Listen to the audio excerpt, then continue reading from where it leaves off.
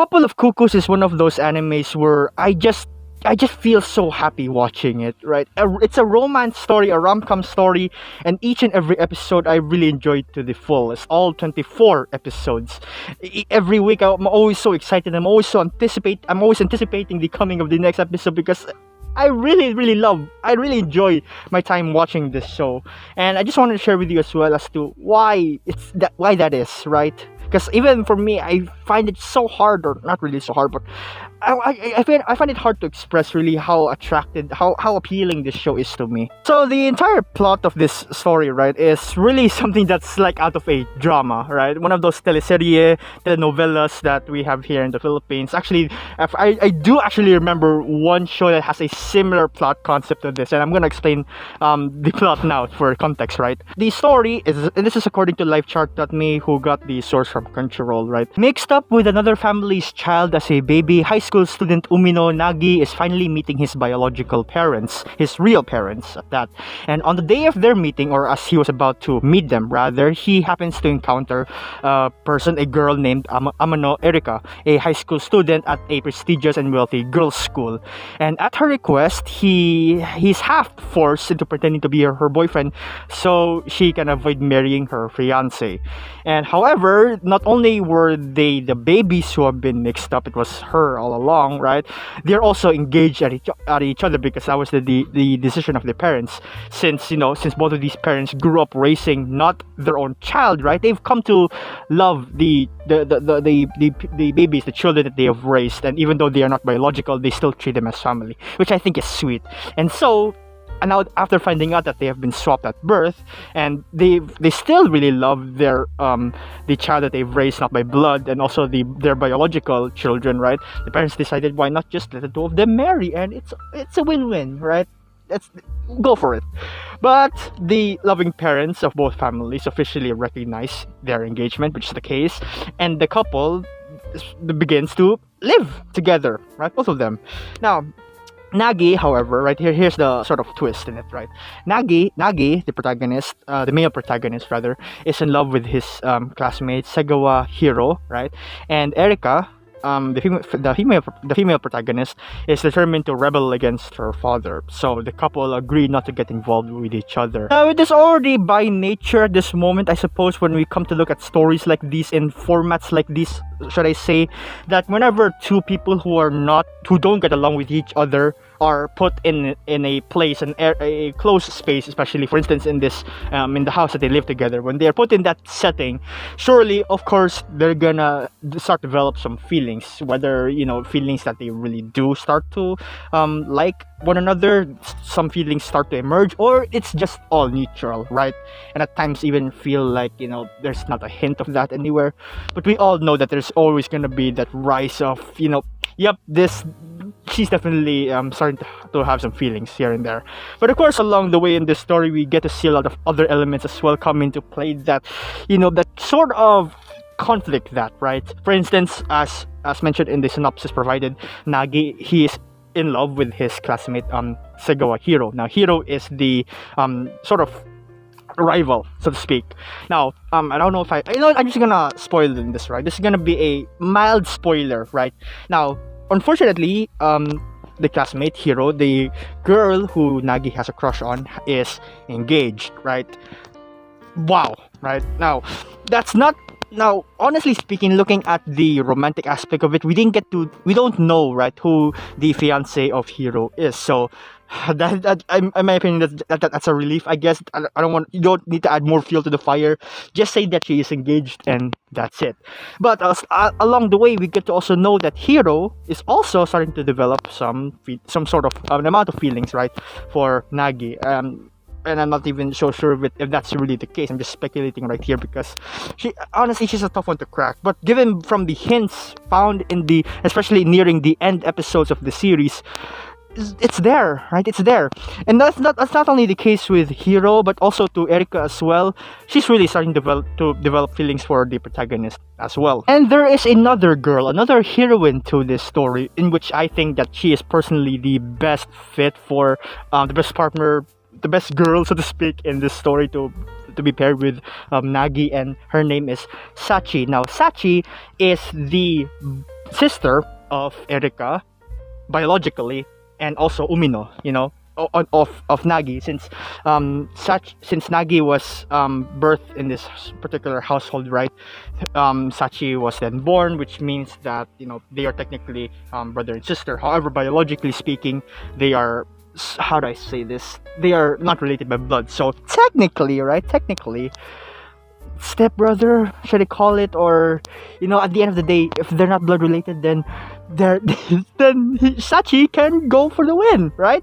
Which that's what I was really leading on for when watching this entire show. Because on one hand, you have Erika, who's just really, I don't know what she's thinking half the time. She's like she's living in her own world. On the other hand, you have also Hiro, who's acting, should I call it hard to get? Rather, is that the term? Like she it's like I feel like she's toying with Nagi, and that's a big word to say, right? Toying. I don't even know if that's how I should describe it, but I feel like if Hiro doesn't even show that much interest in Nagi, then no. Erika as well, if she doesn't really want to get together with Nagi, then no.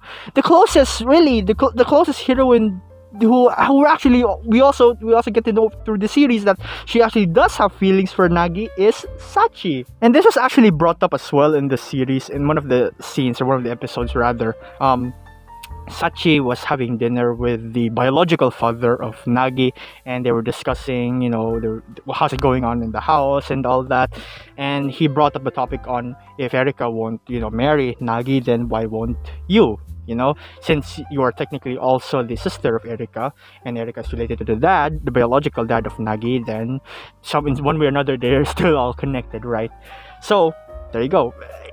I was, to be honest, during that moment, I was I was really happy, that was brought up, that was mentioned in the story, because it's a lot of, it really changes the tide on who you would root for. I just love Sachi because she's a really good character. I just love her whole dynamic in the story, her personality, character design, and all that. It's just chef's kiss. Erika, as I've said, she has a really fun personality, outgoing person. It's like she's on her own world. She has a vibe on her own, and I really love her for that as well. The things that she does, right? Like she grew up in a rich family. She has all these sort of luxurious ideals that's not in the same way, or who's not at the same wavelength as those of the common folk. For lack of a better term, sorry, for commoners, right? For common people such as Sachi and Nagi. So there's this sort of gap in this boundary where Erika gets amazed by the simplest things, like fishing, for instance. I'm sorry, I got the one thing that popped up in my head at this moment, but there are more, right? There are more. The point is that she's amazed, right? She's learning a lot of things about not being too she's learning to become independent. There, I should have said that better. That's the better phrase of it.